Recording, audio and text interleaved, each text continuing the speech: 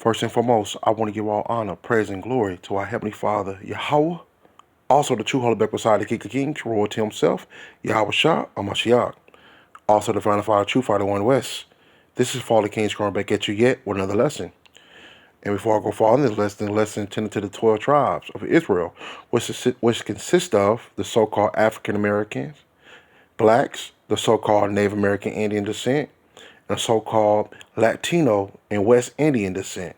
You represent the 12 tribes of Israel, lost but not found, according to biblical records and biblical prophecy. Peace and blessings to you, and also say Shalom.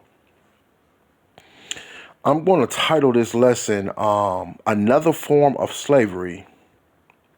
Another Form of Slavery. It's a very heavy title here that I came up with, because that's what the 12 tribes of Israel is currently under, another form of slavery. Now, in this picture description here, this is I'm trying to pronounce her name, Aunt Jemima. I don't know if I'm pronouncing her name right, but she's on the front of the box of pancakes or the pancake syrup. I believe it's both of them. And I just want you brothers and sisters out there to realize that we are not free. Now, you might ask me, why did I point this particular picture out? If you look below her feet, let me blow it up real quick. You can see that she have chains on her heels, meaning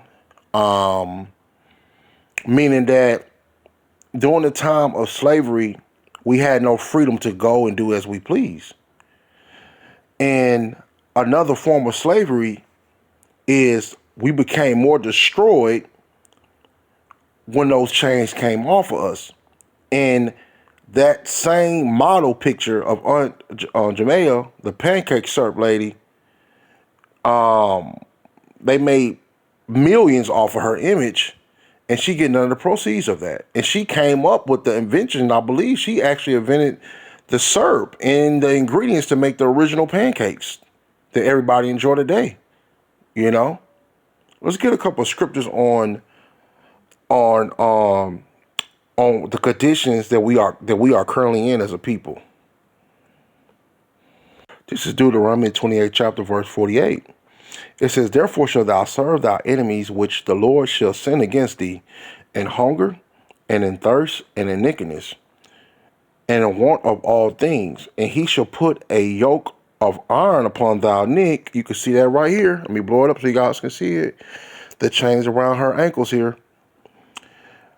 He should put, but actually in the original description of slavery, you see that the slaves actually had the chains wrapped around their neck. Okay, in the hunger and thirst and in nakedness. I mean, you got to go to the so-called white man for all these necessities you need in life. If you want food, if you want water, if you want shelter, if you want clothing, and the want of all things. And he shall put a yoke of iron upon thy neck until he have destroyed thee. Now we are in another form of slavery called voluntary slavery. Let's get the definition of that real quick. I did a class on that before, but I want to touch back base on it. This is the definition of voluntary slavery.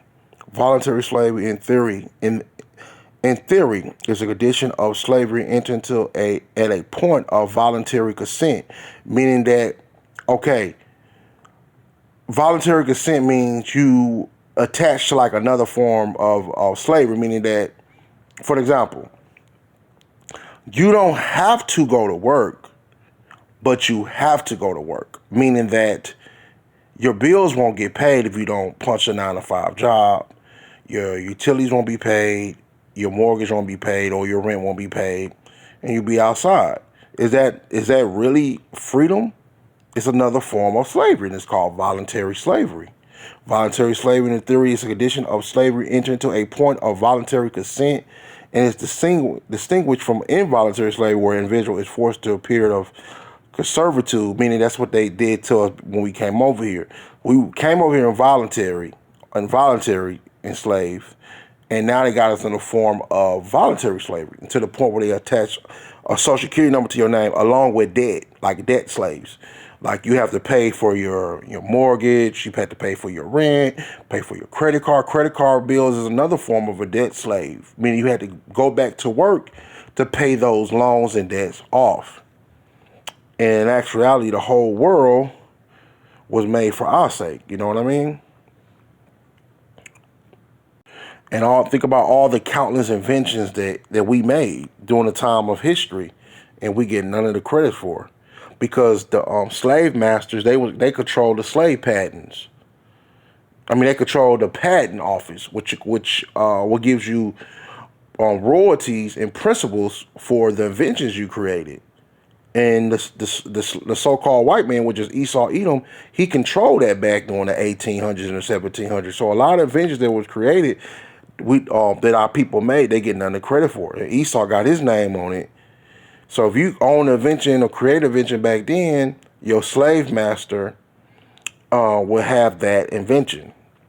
Let's get to Revelation chapter 2, verse 9 real quick. And I'm going to close it out here. I know thy works and tribulations and poverty. Concerning the nation of Israel, we are in poverty. You might have true millionaires, true billionaires, but entirely as a whole, we are in poverty. We don't own the world diamond district. We don't own the world wealth. We don't. We don't own the world oil or the world manufacturing companies that control and govern the whole world. We don't own none of those things. I know thou works in tribulation and poverty, but thou art rich, because we have the promises coming through our King of Kings. And I know the blasphemy of them which say they are Jews and are not, but are the synagogue of Satan. And the reason why we have what it says, but thou art rich, I want to touch on touch back on that topic again, but thou art rich, because we conquered the world because we believe in Yahweh Shah. And we're going to inherit the blessing. Lord's willing, we want to hope for elect. When you read the book of Psalms, the second chapter, he said, ask of me and I should give you. Let's get there real quick.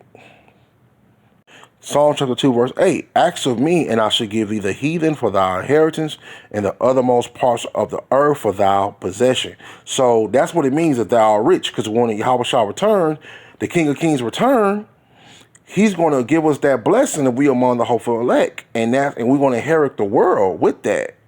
You know? We're going to inherit the world. And what I mean, I'm talking about we're going to control the whole world under the rulership and the guidance of Yahweh Shah and Yahweh. So we have a kingdom that's coming. But I just want to show you brothers and sisters out there, we are not free. We are still in another form of slavery. It's called voluntary slavery, or consolitude, meaning that we are confined to these social security numbers and debt slaves, and we are forced to put back money into the system. Yep. So I want to close it out here. I want to give all honor, praise, and glory to our Heavenly Father Yahweh. Also true back beside the King of Kings, royalty himself, Yahweh Shah, Mashiach. Also the Found Father, true Father, one West. Shalom, Israel. Peace and blessings.